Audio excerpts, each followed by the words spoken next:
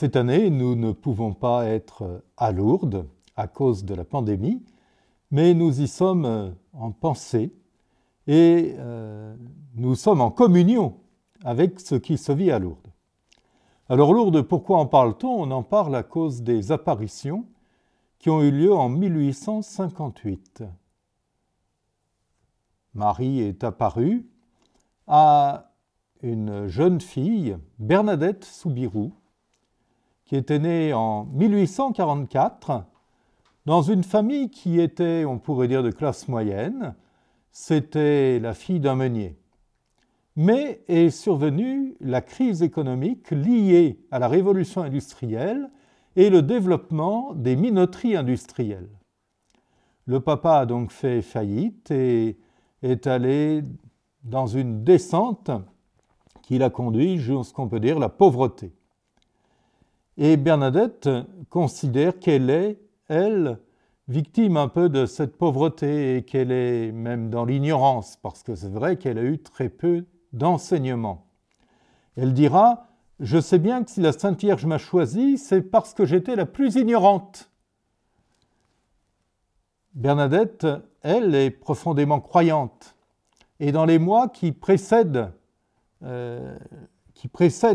les apparitions, elle veut se préparer à vivre sa première communion. Vous allez me dire, elle est âgée? Non, à l'époque, on faisait sa première communion à partir de l'âge de 13 ans, donc elle était dans les cadres. Donc on peut dire qu'à ce moment-là, elle exprime vraiment une faim et une soif de Dieu. Et c'est dans cette période-là que la Vierge va lui apparaître. Le 11 février, première apparition. Et les apparitions vont se succéder jusqu'au 16 juillet. Mais il y en aura 18 au total. C'est-à-dire que les apparitions ne sont pas régulières.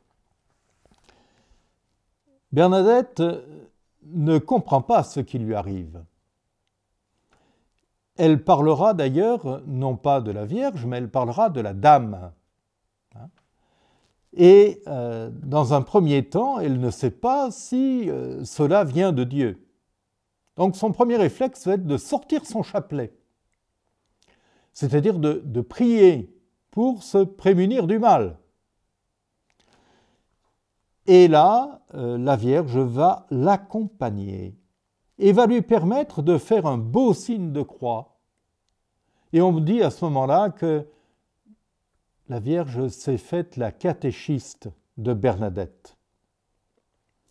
Une autre fois, Bernadette va apporter de l'eau bénite qu'elle jettera à la femme qui lui apparaît. Et on nous dit que Marie sourit. Elle veut vraiment être sûre, Bernadette, que non seulement elle ne rêve pas, mais que ce qui vient de Dieu. Alors il est donné en fait à Bernadette de faire une expérience spirituelle qui la surprend. Je crois que toute expérience spirituelle, elle nous surprend parce que c'est quelque chose qui vient de Dieu et qui ne vient pas de nous. L'expérience spirituelle, ce n'est pas nous qui la provoquons, c'est Dieu qui s'offre à nous. Elle vit donc cette expérience spirituelle, mais pas sans question, pas sans doute. Elle restera pourtant fidèle à l'appel de la Dame qui lui demande le 18 février de revenir pendant 15 jours.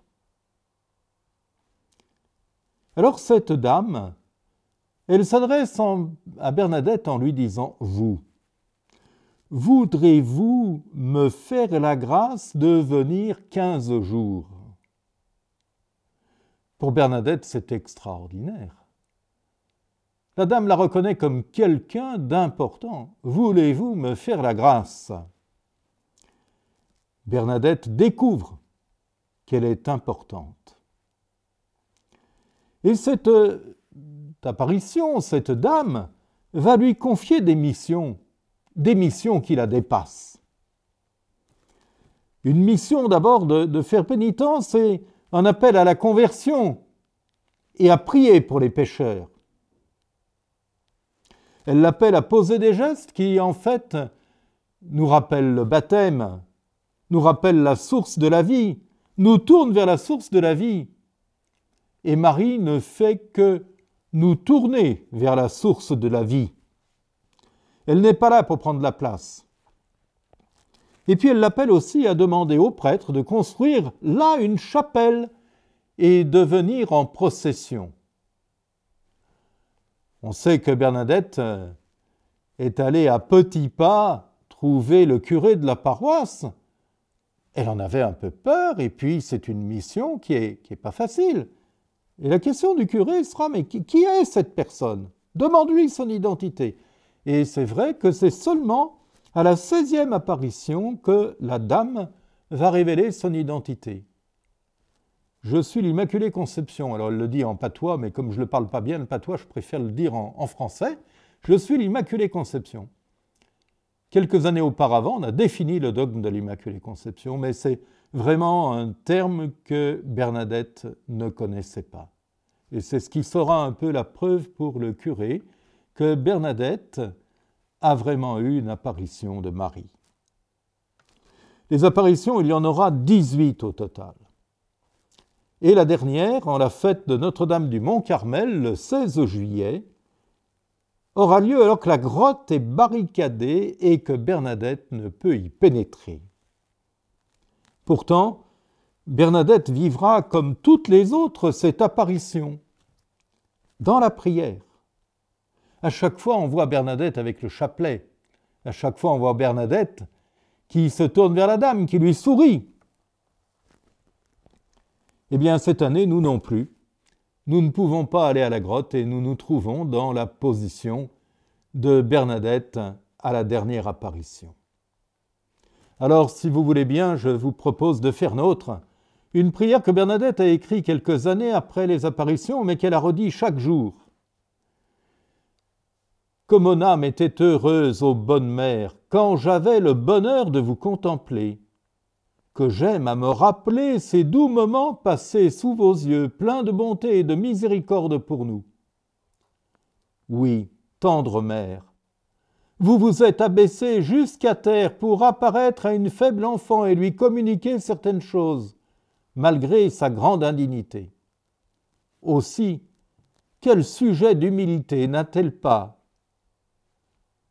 Vous, la reine du ciel et de la terre, avez bien voulu vous servir de ce qu'il y avait de plus faible selon le monde.